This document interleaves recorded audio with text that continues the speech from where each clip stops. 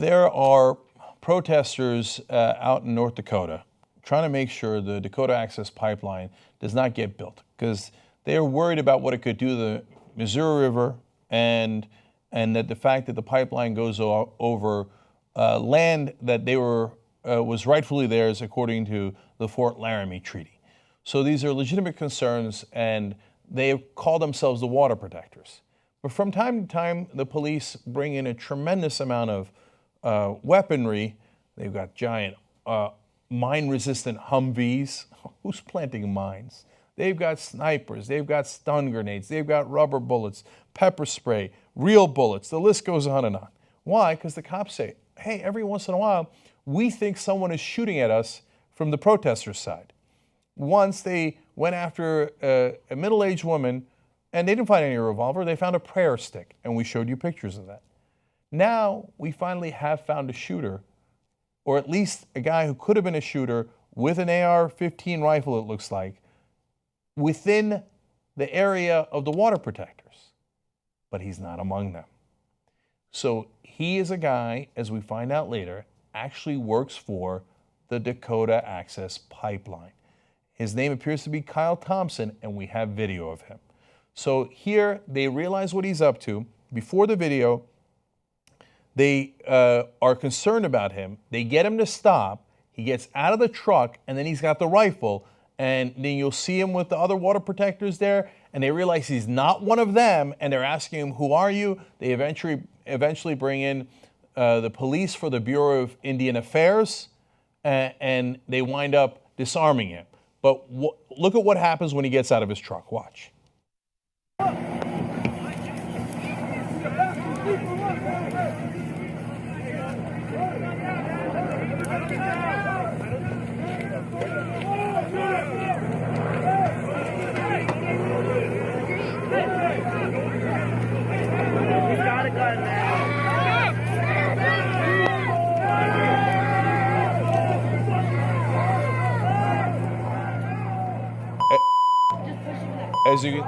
As you can tell, he's got a bandana on. That might give you a sense that he doesn't want to be discovered as to who he is. He's pointing his rifle at people. Now, the police at the Bureau of Indian Affairs would have every right to shoot him at this point, but they don't. They try to de-escalate. He winds up in the water.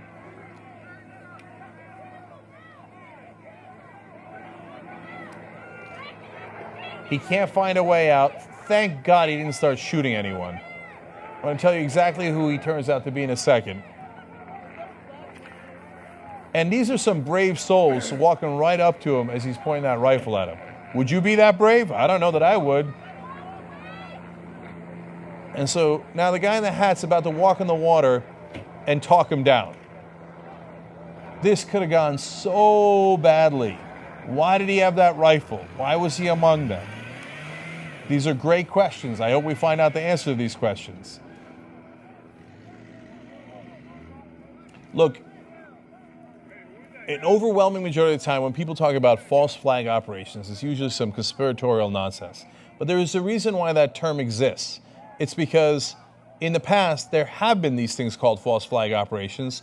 And in fact, we've got a lot of recorded history of authorities that put people in a crowd to do something wrong, to cause up violence or unrest, so that the authorities can come in and crush the protesters.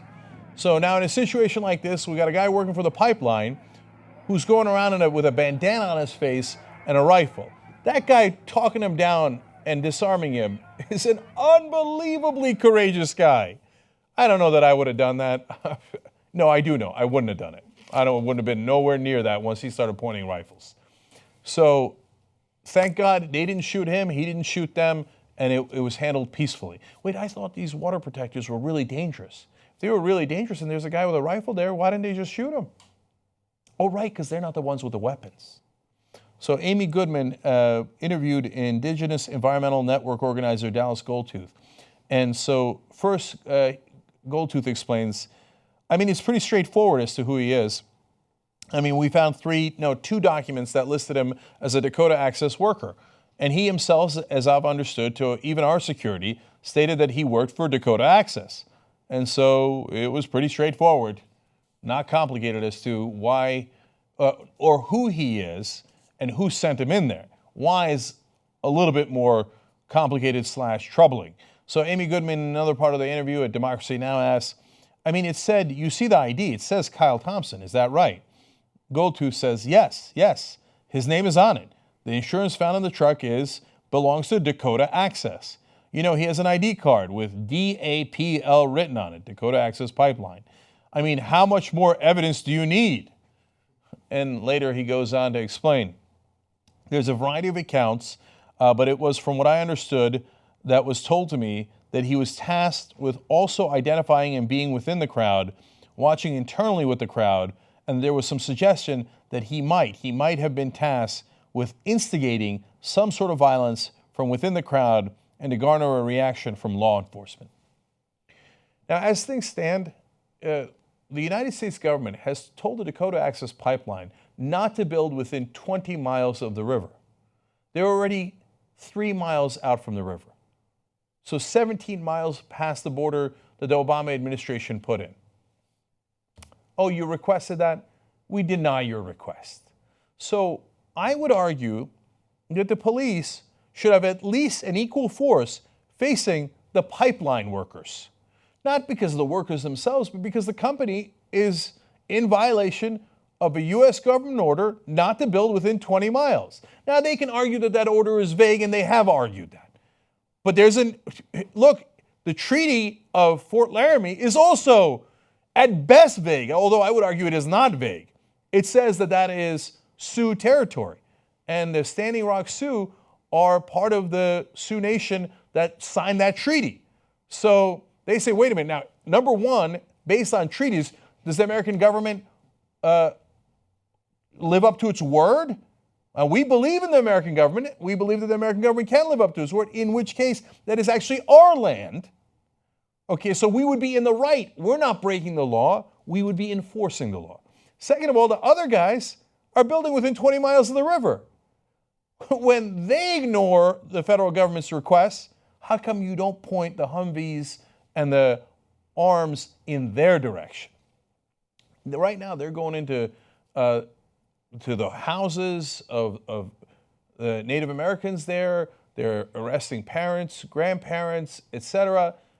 Well, how come you're not going into the headquarters of the executives who run Dakota Access Pipeline and say, hey, how come you're within 20 miles of the river? Let me go into your house. Let me go into your offices. Let me come in there with heavy armory. Now, I don't want that on either side. But if you're going to be fair, you should actually look into who's causing the violation of the law and who's causing the violence. And this video is damning. North Dakota authorities, are you looking into it? I hope so, because I think you've got all your troops, and yes, they look like troops, pointed in the wrong direction. The Young Turks isn't just us, it's also you guys. You make this show possible, and we want to thank you for it, and we want to grow together. We want to be too strong. tytnetwork.com/join. Let's do it.